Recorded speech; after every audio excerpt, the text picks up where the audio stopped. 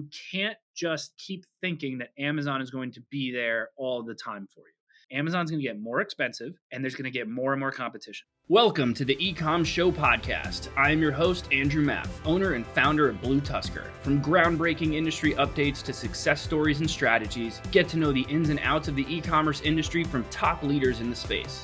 Let's get into it. Hello, everyone, and welcome to another episode of the E-Comm Show. I'm your host, Andrew Maff, and today I am joined by the amazing myself. I'm doing this one solo today, and there's kind of a reason around it. I have really done a lot at making myself known for hating Amazon, but acknowledging that they exist and that one must be friends with them and make things work out. And I am always been known as someone who really likes to preach omnichannel marketing. And so when I say that, I'm referring to encouraging brands to really explore selling on other channels outside of Amazon, or at least putting more effort into selling off Amazon. And I want to take some time today. I wanted to do this episode to really use this opportunity to just kind of talk about like why I feel this way and what I've seen happen over the course of my career and where I think things are going. So to give you a little bit of background, right? Like where all this thought process started. I have been in e-commerce marketing for, I think it's like 16 or 17 years at this point. When I was in college, in fact, I might have even been in high school.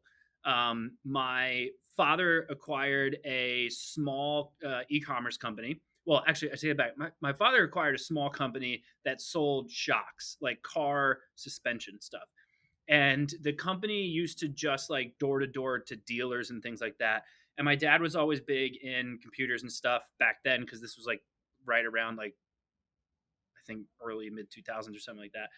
And so him and his buddies bought this company. They put it online and they scaled it up like within a couple years. Like it went from, I want to say, if I remember correctly, I think they bought it for under $100,000, and it was doing well over, $3, $4, $5 million within the first several years. They were one of the first ones on the internet. One of my favorite things, in fact, to make fun of them about is that they were approached by Amazon to be one of the first people to sell on Amazon something other than books, and they turned it down. And it is my favorite thing to yell at him about, because I probably wouldn't be doing this podcast right now. But so basically, they started this company. I knew I always wanted to be in marketing. I was fascinated by how bad advertising was, and I thought I could do better. And so that was always the route I wanted to go in. And so my dad was like, hey, you're still in high school. I need help in the warehouse. Help me out in the warehouse. And in turn, I will also have you help with some marketing stuff. So I actually started helping them out with like email marketing, things like that. But so that was where I started. Flash forward a little bit, started an agency in college. So I got involved in the music industry for a little while and got out of that pretty quickly. But that agency ended up kind of focused in more like retail brick and mortar for the most part. That kind of bled over into hospitality because of the music side. Got out of the hospitality side, got out of the music side, stay focused on retail and the brick and mortar side. That obviously at this time is when e-commerce started to grow. And so I started to get more and more involved in the e-commerce side. And back then, what I was seeing from an omnichannel perspective was you were now slowly starting to see brands encourage people to shop on their website as well as in the store. Whereas obviously things have changed now. Flash forward again, ended up merging that agency with another, had them buy me out. Wasn't the best situation. Went back in-house for a while. And so I went in-house and worked for someone who's pretty well known in the industry. They owned a 8-figure e-commerce brand that I believe at the time was about 80% e-commerce, or 80% Amazon, I should say. And so at this time, the wife and I had taken a pretty big jump. I was born and raised in South Florida. That's where I met her. And we moved up to North Jersey. She counter-commuted into New York City. I worked for this company in Jersey, and we had just moved. She had just got a job. I just got this job. We just got up there. I think I started in August. And by Q4, so this was November. It was either November or the first couple weeks of December. I can't remember. It was like peak Q4. Typical. Back then, especially, I think this was 2016, 2015, 2016. Typical of Amazon, scaling really well. Hit a snag with ads where credit card just capped out and we couldn't pay it off fast enough, so we were just switching out cards because of how much it was spending. And so we switched out the card, and for whatever reason, Amazon thought it was fraud. And so Amazon decides to shut down the entire account. For a business that is 80% Amazon and is in peak Q4, and I'm there 3 months, if that, I immediately started to panic. I was like, we are screwed. This company's going to get shut down. I'm not going to get paid. I'm going to get fired. I'm going to get laid off. We just moved into this apartment. And so I was in a panic. Luckily, the person I worked with, guy really knows Amazon. So he was able to get us back up and running within, I think it was about 2, maybe 3 weeks. So for about 2 or 3 weeks, I was in a panic. And all I did was look up different things that we could be doing to not be so reliant on Amazon. Simultaneously, because of my constant need to be in the agency space, I guess, I was also managing the marketing for several of his other businesses, one of which was a SaaS platform on like the EDI side. So it was still in e-commerce. And I was helping out with a few other businesses that he had. And I was the only marketer. It was just me. And so I got to talk to a lot of different e-commerce brands and learn a lot about how they operate, what they do versus, from an operational perspective, but also from a marketing perspective, where they're pushing things, etc. I also worked with one of his partners. So he had one of his businesses. He had a partner who worked under the same roof, very kind of incestual relationship, but it worked out. He owned a wholesale business. So I also worked with him and also got to speak to a lot of his brands. And so after having a lot of conversations with him, learned a lot about how everyone was feeling about the space. And one of the things that I thought was missing was a full service agency. Now, I know a lot of you probably just shivered when you heard that because the term agency alone has a negative connotation, let alone full service. I'm going to get into that a different podcast. I'm not going to use this to talk about that right now. We'll stick to the Omnichannel stuff. But so we started this agency, and at that time it was 2016, and Amazon was still like at its peak. People were losing their minds. You could throw up a product on Amazon with a garbage listing and it would do totally fine, and people loved it. So I think about 85-90% of our services were all of our services were full service, but like 80 to 90% of our revenue was coming from Amazon stuff. So it was basically all we did. And so I lived and breathed the Amazon space for a long time. And I hated it. It drove me crazy. I thought anyone that solely sold on Amazon, they used to all drive me insane because they would be so focused on really small, minute improvements that would give them a semi minimal percentage point improvement. Like it was nothing. And I felt like all of this effort for you to make like a few extra bucks every month when we could have taken this effort and helped you get onto other channels and help you diversify. And it was the thing that drove me crazy about Amazon was there's only so much you can do on there. And as a business owner, you want to constantly be improving, growing, scaling, growing, keep going, move, go, like all the time. And so everyone we worked with was always like, what are we doing here? Let's do this. Let's do that. Let's test this. Let's test that. And you're doing so many things at once that it starts to actually dilute a lot of your data because you can't A/B test everything at once because your data starts to get mixed. So it used to drive me insane. And that was, personal problem, I guess. But one of the things that we started to realize was for some of the brands that we did have ads running off Amazon, started to realize that we would see increases in specifically like social media advertising, where all of a sudden we would then see an increase in Amazon revenue. And we didn't see as big of an increase in the social revenue that we thought. Then we started to realize like, okay, a lot of the search terms that we're getting for our ads are actually the branded name. Now, for some of the brands, it was like, how are we getting branded search? How do these people know about the brand? It's newer, or it's not really a product that you would search for this brand for on Amazon. And so we did a test. I think we did it with about a dozen different brands where we actually left their off Amazon spend flat, changed nothing. And then we left their Amazon advertising spend flat. We changed nothing. And we got like a control month. Then the next month, what we did is we left everything flat again. But we actually increased meta ad spend, at the time it was Facebook ads, by I think it was 10%.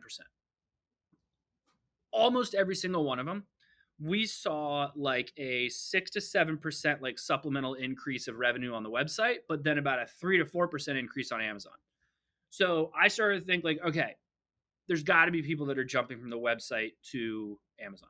Is your e-commerce business experiencing falling revenue? BlueTuskr has helped many brands like yours excel. Unlike other marketing partners, BlueTuskr leverages a team of specialists to ensure every strategy is created and executed toward your business growth.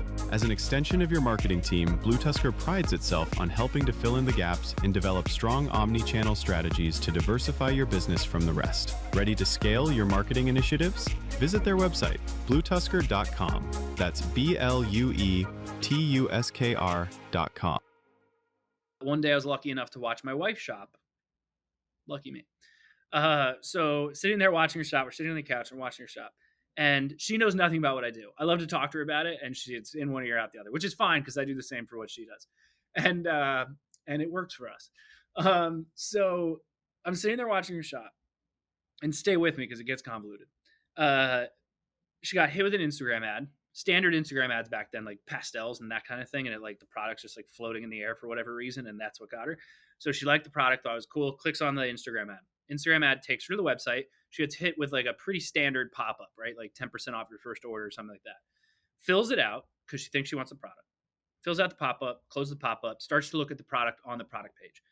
She then sees a lot of really positive reviews. And so I ask her, like, she's telling me what she's doing and why she's doing it. And so she goes, the reviews are great. She goes, but because this is on their website, I feel like they have control over this. They're probably just hiding all the bad ones. So she left the website and went straight to Amazon. So she did exactly what I had a feeling customers were doing. So then she goes through Amazon, sees the reviews are relatively the same, and that the price on Amazon as well as on their website is the exact same. She didn't need to get it in 2 days. So she went back to the website. Actually, I take that back. She actually Googled them for whatever reason because she couldn't spell the brand name right for whatever it was. They showed up as an ad. She clicks on the ad, which drove me crazy because now attribution is out the window. She gets back to the website, goes to the product page.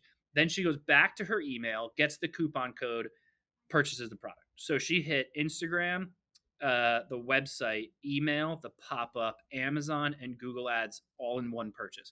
So as a marketer, I thought about getting divorced. I was like, what are you doing? I can't track that. I have no idea who should get credit for this. So that's when I started to realize, like, okay, things have to be cohesive across the board. Again, different podcast. But so I realized, like, okay, she went to Amazon, learned about the product, and then went back to their website because she knew she'd get the discount. I wonder how many people are actually shopping on Amazon, then leaving and going to the website. That was kind of tough to judge. But what I could tell was that she went from the website to Amazon. And so I started creating a button. We just referred to it as like the available on Amazon button. So directly under the buy now button on a regular D2C site, we would put a custom button that said available on Amazon, and we would link it straight to Amazon's website. Back then, they didn't have the attribution code. So you didn't get 10%. We just did it. And the thing I liked about it was when she went to Amazon to search for them, while she did search for their brand name, several competitors showed up in the ads, several, people with higher BSR showed up. So like they were all at the top. And so I'm like, okay, you just had to go to a platform with a search engine that's going to show all of my competition. I want to have you go straight to the product, right? Standard marketing best practice, reduce the amount of clicks. So we added this available on Amazon button and linked it to the listing. And what we used to do is we'd actually have a Google Tag Manager on it that would track how many people are clicking this thing. We would track it in Google Analytics, et cetera. Over time, they came out with the Amazon attribution code. So now it was a lot easier to talk to brands about it because they would get 10% off. But at the same time, I could also now count how many people are actually converting. And so what we would do is we would take like the total amount of clicks that actually people clicked on the button. And then we took the total amount of conversions over a certain period, and we would divide the two and basically come up with a click value. So every time someone clicked on that, we assumed that, X percent of them would convert. So X, certain clicks were worth X amount. So what I could do is I could actually feed that data back to like Google or at the time Facebook ads and actually teach it to optimize based on people that were more likely to bring me value. And so it was people that were more likely to click on the Amazon button or people that were more likely to purchase on the website. So this worked really well. A lot of brands, it worked out nicely. The issue was, and still is, you don't get to keep the data. That those people, the actual conversions don't talk back to those platforms. So Amazon's not telling Google or Meta that they actually converted. And Amazon still has their super garbage fees. And then you also have competition all over your listings. So there's a ton of cons with it. But it did allow us to improve the overall website. And for those brands that really put CRO first and made sure that their website was in a good position as well as their listings, they saw huge improvements not only from an overall conversion rate standpoint on their website, because in my theory, the Amazon branding really helped improve the overall, like, I guess, like the overall social proof. The average consumer has no idea that, how easy it is to sell on Amazon, things like that. So if people see that, oh, you also sell on Amazon, you must be more reputable. And so my theory was that's why people were converting more. But same thing where we actually saw significant improvements in BSR. So overall organic rankings on Amazon were improving because we're driving off Amazon traffic. So it was awesome. So it was kind of a have your cake and eat it too thing, but Amazon's still getting their cut. So loved it. So we kept doing that, did that more and more. Then what happened was 2023. Finally got wind of Amazon coming out with a functionality that was relatively similar. And so I was able to, after a lot of digging, get in contact with them. And so Amazon releases the buy with Prime functionality. I'm a big fan of it. I like it. A lot of people have problems with it. I totally understand. Makes a lot of sense. There's still a fee, right? It's what is it? FBA fees are now 35%, something like that. Buy with Prime, it's like a 3% commission. Although if you're super nice to them, they'll waive it sometimes for like 6 months. Which, by the way, if you're listening to this and you want to try it, I have a rep I can get him to do it. I hope he didn't hear that. But it's nice. It works. You get to keep all the data. That's my favorite thing, right? I'm a marketer. I want the data. Give me customer names, give me emails, give me addresses, give me everything. I want to be able to use that data to sell them more shit or to sell their friend shit. That's what I'm trying to do. So loved it. Really leaned in on it. Nice thing too, you can pull over your reviews from Amazon, so that helps improve the overall conversion rate. But basically, it's a great way to kind of improve the conversion rate and build out the omnichannel side. Either way, whether you use the Buy with Prime button or use the available on Amazon button or whatever, the one thing that I realized that this was the strongest way to use this type of stuff was I can now segment out an audience of people that are more likely to shop on Amazon. And I want to provide the best experience possible for my customers. So what I'm going to do is I'm going to segment them out, and I'm going to give them specific wording or specific offers or send them to specific places that's more relevant to Amazon. So for example, it's fantastic for product launches. As you all know, if you launch a new product on Amazon, you've got like a 30 to 60 day some odd honeymoon period where they give you a little bit of a better ranking to give you a fighting chance, and then eventually you die off. So you've got about a month or two to really get some orders in, get things moving so that you can stay up in the rankings. And so what we would do is we would actually take all this data and drive traffic straight to Amazon, give them an incentive of some type to get them to purchase this new product on Amazon and leave a review. And we would actually start to see organic rankings start to really improve and move a lot faster on Amazon. And then we would just pivot that traffic back to the website because your profit's going to be better on there anyway. So by starting to do that, we actually are able to now use some of the data that we've gained to improve the Amazon business, not just focus on how I can diversify off of it. But then last year, so it was September, 2024 at Accelerate, Amazon announced that they are now allowing you to use Amazon DSP to drive traffic back to your website if you're using their Buy with Prime functionality. A lot of people don't like the fact that Amazon still gets your data out of Buy with Prime. I mean, tough. Welcome to the job. I don't know what to tell you. Amazon's going to get that data anyway. They're not coming after you. If you're like a $50 to $100 million a year business and you've got some really crazy differentiated product that they think they could rip off, maybe. But if you're doing 6-7 figures, Amazon doesn't care. They're not coming after you. You're going to be fine. So I still suggest do it and ignore that problem. Anyway, so now that they've now allowed you to run DSP ads back from your website, it opens up like so much. So think about if you sell a product that subscriptions, right? You sell a product that you would love to get people to subscribe to. Amazon is an amazing customer acquisition channel, horrible at building a brand. You have no control over upselling, you have no control over cross-selling. You can't reach your customers. Getting them to subscribe to stuff is a nightmare because it's really just a small button that really doesn't talk about any of the benefits. You have no control really over fulfillment most of the time. So like if you want to do some like value add nice thing in a subscription box, you can't do that. It's really just about convenience and not about value. So not a fan. So what you can do is you can use Amazon as a customer acquisition channel and then start to run ads to these people to incentivize them to come back to your website to subscribe there. Or they purchased one thing, maybe you have something that could upsell them really nicely or something like that, and send them back to the website to purchase it there. A ton of different things. Of course, if you're familiar with DSP, you know all the benefits that it has. You've also got the ability to retarget people that have visited the listing and didn't convert, people that visited your competitors and didn't convert. You can just do random audiences and run ads to it. It opens up significantly more opportunity to actually take Amazon's data back from them to benefit your own business. One of the craziest statistics I ever heard, and this was right after, I think it was probably like the year after like all the aggregators tanked. So like RIP Thrasio, like that kind of thing. The statistic was if you're a $10 million a year or more seller on Amazon in your FBA business, and someone goes to acquire you on average will exit for about a 2 to 3x EBITDA.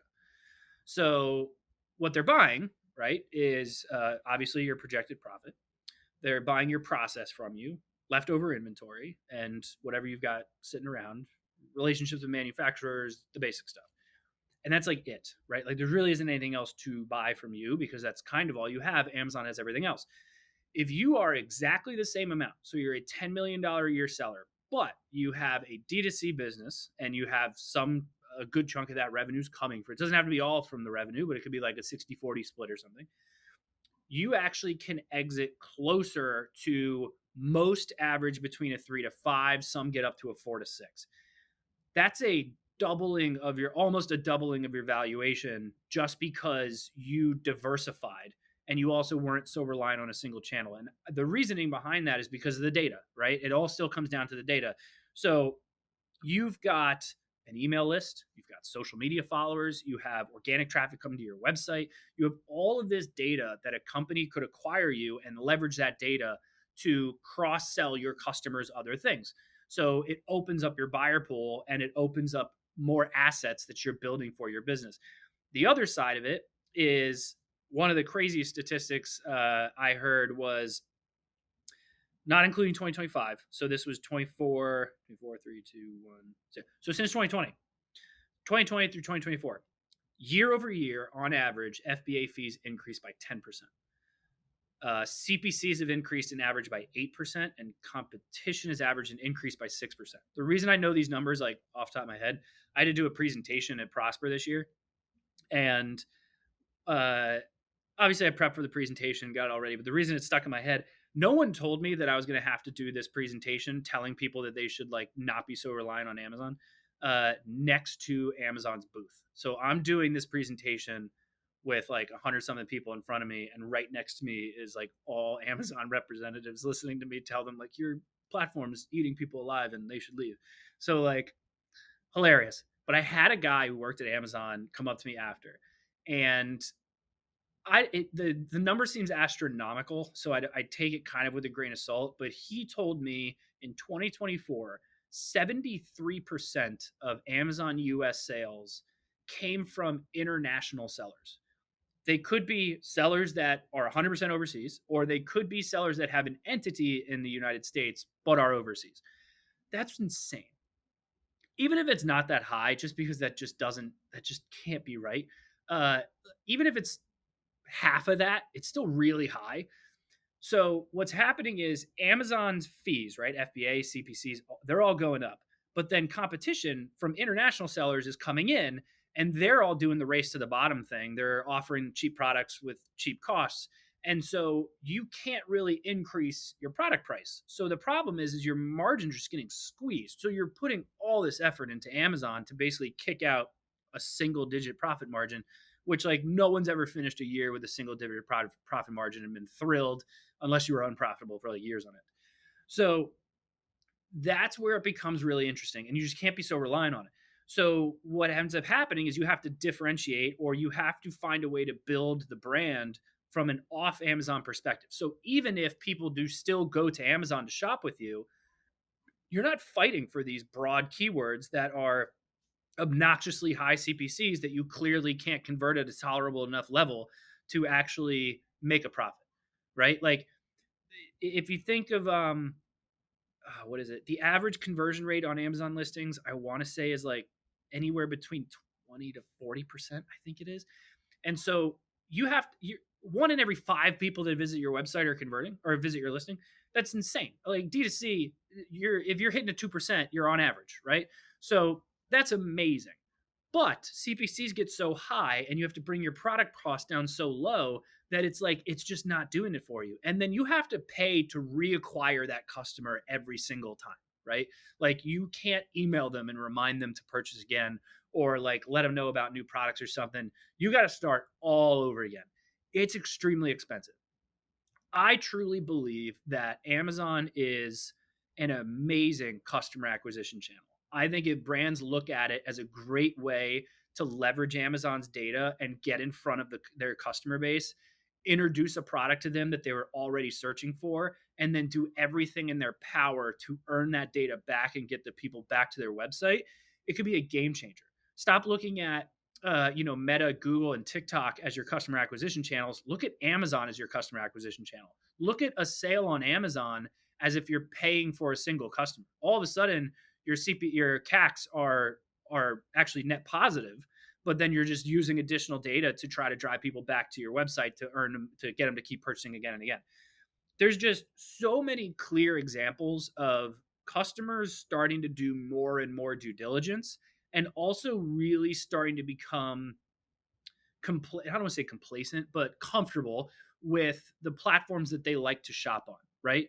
Like if you enjoy a certain brand, you become used to their website, so you don't mind going back and forth and purchasing again and again and again. But getting that first purchase is the hardest thing for any new brand. On Amazon, that's not the case because they're so familiar with shopping on Amazon that purchasing a new product for them is easy. So what happens is you end up with these consumers that are really comfortable shopping on Amazon. But then the one or two times that they shop on TikTok, all of a sudden now they're buying a shit ton of stuff on TikTok, or someone that does Walmart or Target. So what happens is you end up building your brand, but the user is going to shop wherever they're most comfortable anyway. You can't control it. I keep saying that, especially since the iOS change, digital marketing is it's turning into traditional marketing. And when I say traditional, which for everyone out there who's not even familiar with what that means, like TV, radio, billboards, that type of thing, back then, and when I say back then, they're still doing them.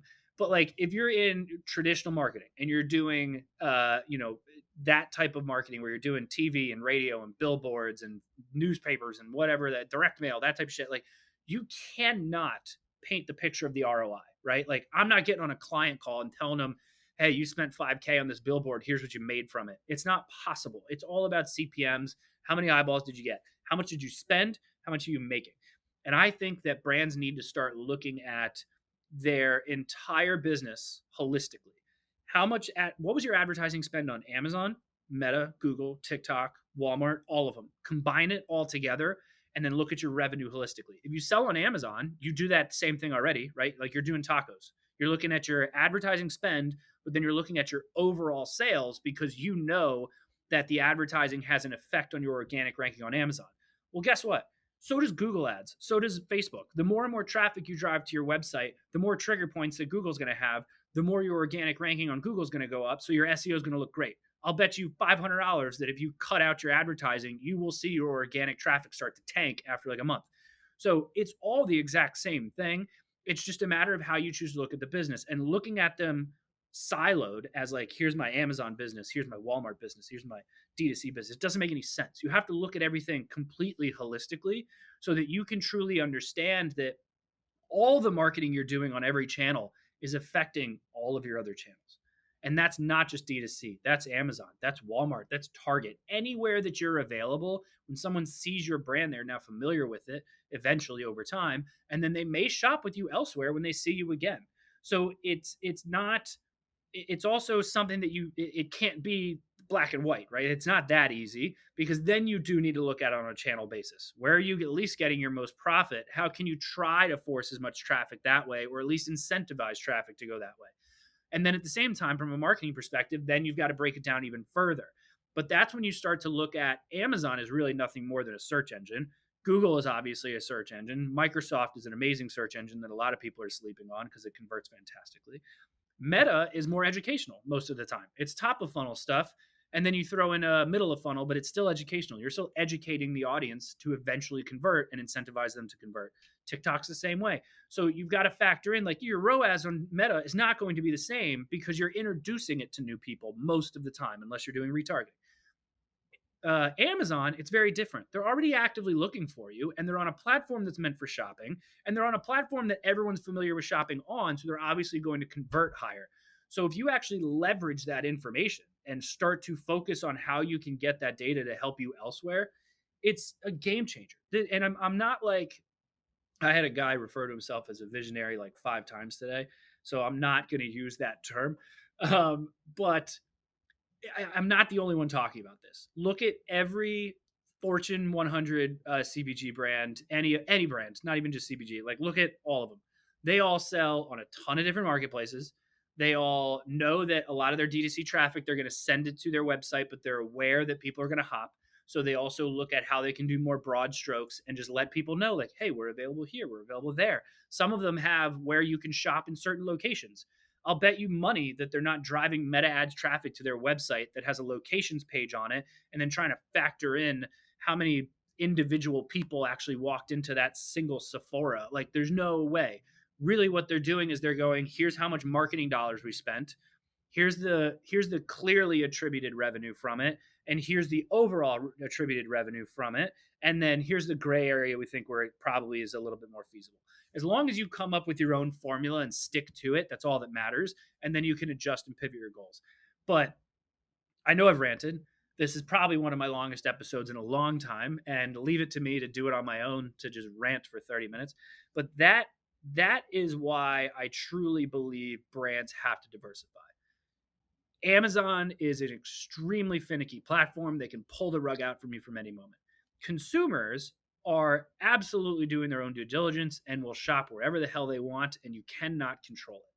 So you have to get ahead of that, and you can't just keep thinking that Amazon is going to be there all the time for you. Amazon's going to get more expensive, and there's going to get more and more competition. So if you want to be here 5-10 years from now, you have to look at what else you can be doing to not only be less reliant on Amazon, but also how you can improve your Amazon business so that you can be on that platform for even longer. Thank you for coming to my TED Talk. As usual, thank you all for joining me today. Do the usual thing, rate, review, subscribe, please. Doesn't hurt. And as typical, we'll see you all next time. Appreciate it. Have a good one. Thank you for tuning in to the E-Comm Show. Head over to ecommshow.com to subscribe on your favorite podcast platform or on the BlueTuskr YouTube channel. The E-Comm Show is brought to you by BlueTuskr, a full-service digital marketing company specifically for e-commerce sellers looking to accelerate their growth. Go to BlueTuskr.com now for more information. Make sure to tune in next week for another amazing episode of the E-Comm Show.